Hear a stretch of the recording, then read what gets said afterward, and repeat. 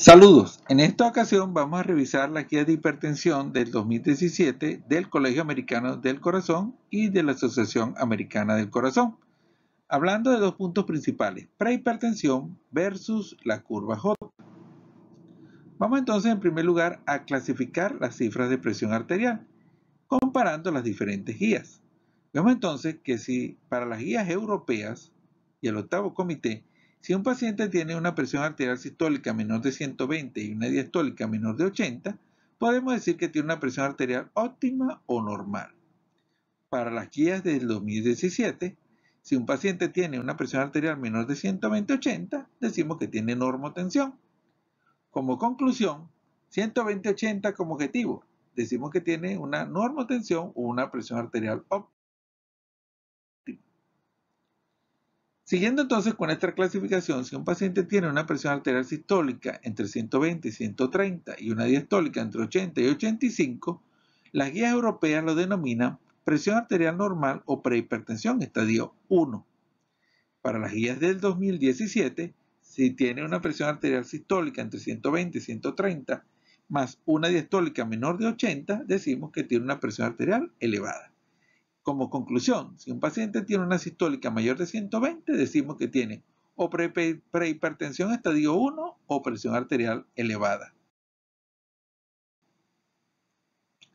Sigamos entonces con esta clasificación. Para las guías europeas y el octavo comité, si un paciente tiene presión arterial sistólica entre 130 y 140 y diastólica entre 85 y 90, podríamos decir que tiene presión normal alta o prehipertensión estadio 2. Y aquí viene el punto fundamental de discrepancia, el punto más novedoso de las guías del 2017. Ellos dicen que si un paciente tiene una presión arterial sistólica entre 130 y 140 y una diastólica entre 80 y 90, ya lo definimos como hipertenso. Hipertenso en estadio 1. Concluyendo entonces, para todas las diferentes guías, a partir de una presión arterial sistólica de 130, mayor de 130, podemos decir, para las guías europeas, tiene una presión normal alta, y para las guías del 2017 americanas ya es hipertenso estadio 1. Sigamos entonces, si un paciente tiene una presión arterial sistólica mayor de 140 y diastólica mayor de 90, para la guía europea y el octavo comité se denomina hipertensión estadio 1, y si tiene más de 140-90 de presión arterial, para las guías del 2017, podemos decir que es un hipertenso en estadio 2. Vamos entonces a hablar sobre la correlación entre el estadio o la cifra de presión arterial y el tratamiento. Vemos aquí las guías europeas del 2013, donde un paciente con presión normal elevada y riesgo cardiovascular elevado, se establece que el tratamiento es cambio de estilo de vida sin tratamiento farmacológico. Sin embargo, si revisamos las guías anteriores, europeas anteriores del 2007, podemos ver que un paciente con presión arterial normal elevada y alto riesgo cardiovascular, ellos planteaban que debía darse cambio de estilo de vida más tratamiento farmacológico. Es decir, que las guías del 2007 establecían tratamiento farmacológico para pacientes con presión arterial normal elevada y alto riesgo cardiovascular. Veamos entonces qué plantean las guías del 2017. En las guías del 2017 nos dicen que si el paciente tiene presión arterial, es un hipertenso estadio 1, lo cual son las mismas cifras de presión de la presión normal elevada de las guías europeas. Si un paciente tiene hipertensión estadio 1 y tiene alto riesgo cardiovascular, el tratamiento es cambio de estilo de vida con tratamiento farmacológico. Es decir, que en las guías del 2017, en cuanto a cifras y riesgo cardiovascular, pues hay un retorno a las guías europeas del 2007. Vamos a hablar ahora sobre prehipertensión. La prehipertensión es real y se asocia con daño de órgano blanco. Entonces, aquí tenemos nuestro paciente con prehipertensión y podemos decir que los estudios han demostrado que hay un aumento en el daño de órgano blanco en un paciente prehipertenso con respecto a un paciente con presión arterial normal. Vemos entonces aquí tanto la hipertrofia ventricular como la microalbuminuria y el daño renal son mucho mayores en los pacientes con prehipertensos que en los pacientes con presión arterial normal. De hecho, cuando vemos aquí esta correlación entre riesgo cardiovascular y elementos asociados al riesgo cardiovascular independiente de hipertensión, como colesterol, HDL, diabetes y tabaquismo, podemos ver entonces cómo el riesgo cardiovascular va aumentando en los diferentes estadios de la presión arterial. Sin embargo, cuando vemos la presión arterial normal alta, vemos que esta presión normal alta se parece mucho más a su riesgo cardiovascular, es muy parecido al de los pacientes con hipertensión estadio 1 y 2. Y vemos entonces que es diferente al riesgo cardiovascular en los pacientes que tienen presión arterial óptima o normal. Y esto se reproduce en cada uno de los elementos del riesgo cardiovascular. A medida que va aumentando el riesgo cardiovascular, entonces seguimos viendo que el riesgo cardiovascular del paciente con presión normal alta se parece mucho más al del paciente con estadio 1 y 2 que al paciente con presión arterial óptima o normal. Veamos entonces este metaanálisis sobre los elementos que se asocian con prehipertensión.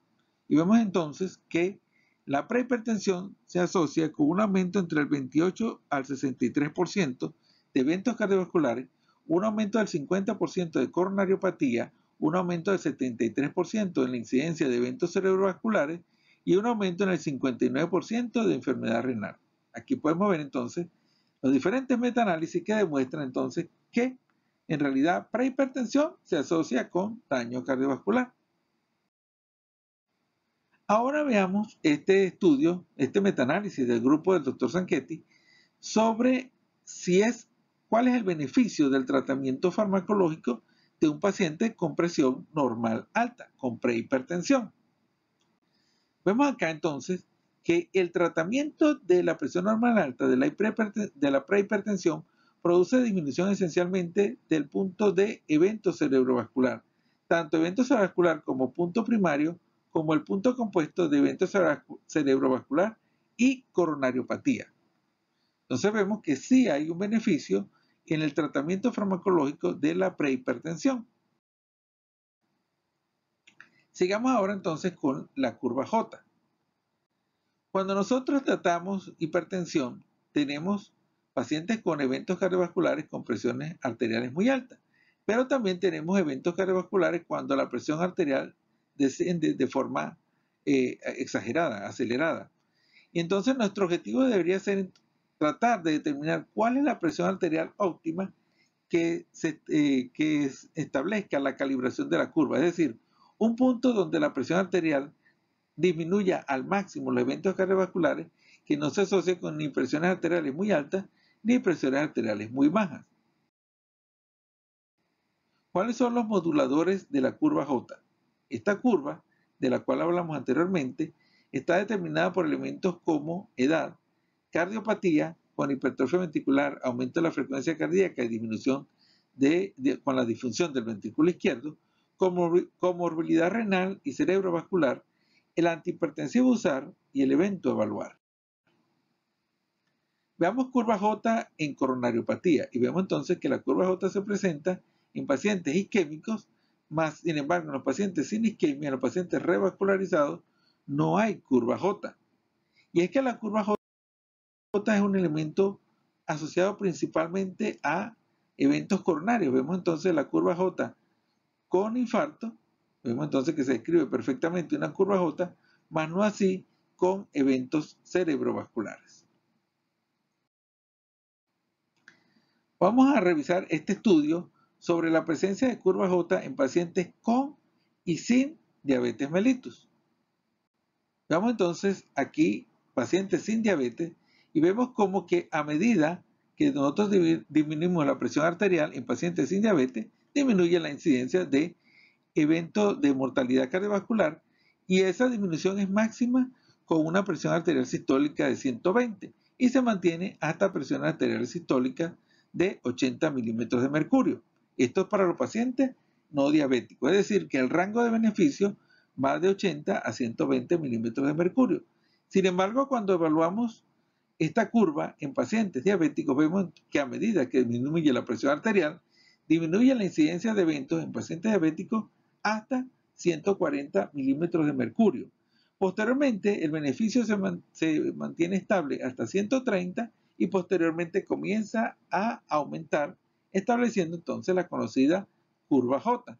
Es decir, que hay una diferencia en las curvas entre los pacientes no diabéticos y los pacientes diabéticos, con un rango óptimo para no diabéticos entre 80 y 120 de sistólica y para los diabéticos entre 130 y 140.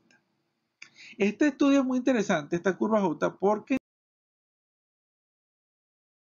entonces ahora vamos a revisar otro metaanálisis del grupo del doctor Zanchetti sobre si hay diferencia en cuanto al tratamiento en pacientes hipertensos con y sin diabetes, también de publicación bastante reciente. Y podemos ver entonces que si nosotros establecemos como objetivo de la presión sistólica unos niveles entre 130 y 140, el beneficio es esencialmente para los pacientes diabéticos sobre los pacientes no diabéticos, tanto en mortalidad cardiovascular como en mortalidad general. Es decir, que el rango de beneficio va para los diabéticos, el beneficio máximo entre 130 y 140. Sin embargo, cuando nosotros establecemos como objetivo una presión arterial sistólica menor de 130, el beneficio es esencialmente para los pacientes no diabéticos, tanto en mortalidad cardiovascular como en mortalidad general. Vamos a revisar ahora el estudio SPRING. El estudio SPRING, que es el estudio que definitivamente determinó el cambio en las guías del 2017. Y estos son dos análisis del grupo del doctor Luis Miguel Ruiz López. La importancia del estudio SPRING para las nuevas guías y la comparación del estudio SPRING con estudios en pacientes diabéticos, tanto el estudio CORE como el estudio en PARREC. Entonces vamos a detallar brevemente el estudio SPRING.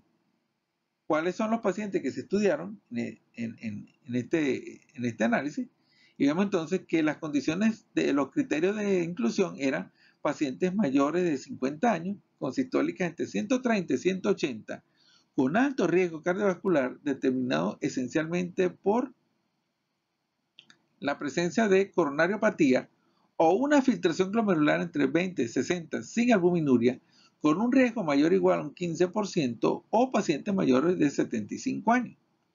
¿Cuáles eran los criterios de exclusión? Esencialmente que fuera un paciente diabético o que hubiera tenido un evento cerebrovascular, que tuviera falla cardíaca o una proteinuria mayor de 1 gramo o una filtración glomerular menor de 20 con pacientes en diálisis. Un elemento muy importante, característico del estudio SPRING, es que era el método para medir la presión arterial. No se utilizaba el método convencional de que el médico le mide la presión arterial a su paciente en el consultorio. Se utilizó un método llamado AOBP, que es una medición automatizada en el consultorio. ¿Y en qué consiste? Que el paciente se colocaba en un sitio aislado, sin presencia de personal médico, se utilizaba un método automatizado de lectura, tratando de eliminar el efecto de la bata blanca en el consultorio.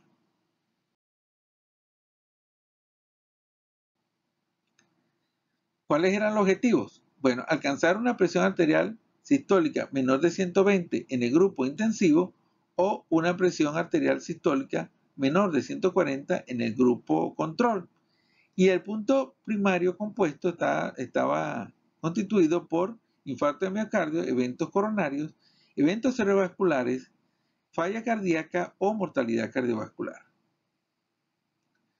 Los elementos principales entonces en el estudio SPRING es que era un estudio en pacientes no diabéticos, un estudio en pacientes de alto riesgo cardiovascular, en los cuales la presión sistólica final fue 121.4, muy cerca del objetivo de 120, y se logró el punto cardiovascular primario compuesto. O sea, el resultado fue significativo, una disminución del punto cardiovascular compuesto, y además hubo una disminución de la mortalidad general y de la incidencia de falla cardíaca. Vemos acá que dentro del estudio SPRING había un grupo importante de pacientes que llenaban los requisitos para ser considerados como prehipertensión. Y cuando evaluamos los resultados del tratamiento en el grupo de prehipertensión, podemos ver que fue igualmente efectivo el estudio SPRING, la estrategia del tratamiento intensivo, fue igualmente efectivo en los pacientes con prehipertensión que en el resto de pacientes con presiones arteriales más elevadas. Entonces, el estudio SPRINT demuestra que el tratamiento intensivo es efectivo en pacientes prehipertensos. Estas son las conclusiones del estudio SPRINT del grupo del Dr. Ruy López, y entonces hace el siguiente planteamiento.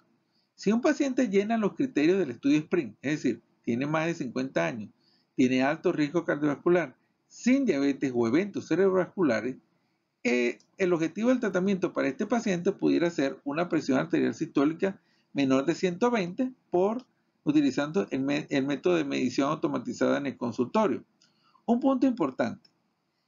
La presión determinada por este sistema, por esta estrategia, se considera que es generalmente los niveles de presión arterial son 10 milímetros de mercurio menores a que si se hubiera medido por el método estándar, por el método clásico. Es decir, que si un paciente se le mide la presión arterial por el método AOBP, por ejemplo, tiene 120, en realidad su presión arterial sería por el método estándar 10 milímetros de mercurio mayor, es decir, que sería 130 milímetros de mercurio. En realidad, para la población norteamericana en general, el número de pacientes que llenan o que cumplen con los criterios del estudio SPRINT corresponden a un 20 o un 30% de la población. Es decir, que los criterios o los resultados o la estrategia del estudio SPRINT solamente podría ser aplicable a un 20 o un 30% de la población. Si el paciente no llena los criterios del estudio SPRINT, entonces el grupo del Dr. Ruy López plantea que deberíamos seguir con las recomendaciones de las guías anteriores, es decir, una presión arterial sistólica menor de 140, y eso corresponde a un 70 o un 80% de la población. Comparemos entonces el estudio SPRINT, que era un paciente no diabético, con dos estudios en pacientes diabéticos. En primer lugar, el estudio ACCORD. El estudio ACCORD, por supuesto, un estudio con pacientes diabéticos, en el cual eran pacientes con alto riesgo cardiovascular. Su presión arterial sistólica final fue de 119, muy cercana a la del estudio ACCORD, de 121, pero en este estudio no se logró el punto cardiovascular primario, ni disminuciones de la mortalidad, ni disminuciones de falla cardíaca. Por el contrario, el estudio EMPA-REC de empaglifosina con pacientes diabéticos de alto riesgo cardiovascular, la presión arterial sistólica final fue de 131, 10 milímetros de mercurio mayor a la del estudio SPRINT y el estudio ACCORD, y se logró disminución del punto cardiovascular compuesto primario, de la mortalidad y de la incidencia de falla cardíaca. Muchos autores han planteado que los resultados del estudio EMPA-REC no pueden explicarse solamente por el efecto sobre la presión arterial y que hay muchos elementos asociados que pudieran explicar este resultado. Sin embargo, para el grupo del Dr. Ruy López, el efecto sobre la presión arterial es importante y debería ser tomado en cuenta. Vamos a concluir entonces con este análisis sobre las guías del 2017. Si comparamos entonces, vemos que si un paciente tiene, según las guías europeas, una presión normal alta, es prehipertenso y tiene un bajo riesgo cardiovascular, o si tiene una hipertensión estadio 1, según las guías del 2017, y tiene bajo riesgo cardiovascular, el tratamiento esencialmente debería ser no farmacológico. Pero si un paciente tiene presión normal alta o hipertensión estadio 1, según las diferentes guías, y tiene un riesgo cardiovascular alto, entonces deberíamos iniciar tratamiento farmacológico. Entonces vemos que en realidad la discrepancia entre las guías europeas y las guías americanas es con respecto al término de denominación, porque en realidad en cuanto a las cifras de presión arterial vemos que en los pacientes con presiones arteriales sistólicas mayor de 130, pues entonces las conclusiones son las mismas. Si el paciente tiene un riesgo bajo o intermedio, no iniciar tratamiento farmacológico, y si un paciente tiene riesgo alto, iniciar tratamiento farmacológico. En segundo lugar, podríamos establecer que si un paciente tiene un riesgo alto o no es diabético, podríamos utilizar como objetivo una presión arterial de 120/80, menor de 120/80 por el método de medición automatizada del estudio SPRINT, o una meta de menor de 130/80 según los métodos clásicos, la medición en el consultorio por el mismo médico.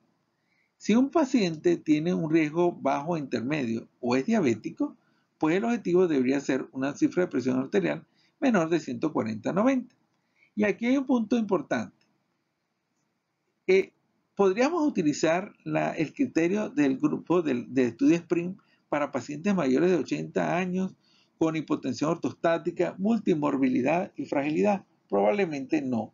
Y probablemente lo más adecuado sería seguir utilizando metas de cifras de presión arteriales menores de 150/90 o en todo caso menores de 140/90. Esto todavía no se ha establecido de forma definitiva. Concluyendo entonces con todo este análisis, podríamos decir qué es lo más importante a tomar en cuenta con esta guía. Probablemente lo más importante es que en las guías anteriores, el llamado de atención, la luz amarilla se encendía con 140/90 y la luz roja era para cifras de presión arteriales superiores. Probablemente ya cuando hay una enfermedad cardiovascular muy avanzada. Entonces, la estrategia, como en diabetes planteada, es encender la luz amarilla cuando el paciente tiene cifras de presión arterial 130/80. De acuerdo a su riesgo cardiovascular, entonces decidir o no tratamiento farmacológico en este tipo de pacientes y ya tratar de adelantarnos a la luz roja final cuando el paciente ya tiene cifras de presión arterial de 140/90. Muchas gracias por su atención.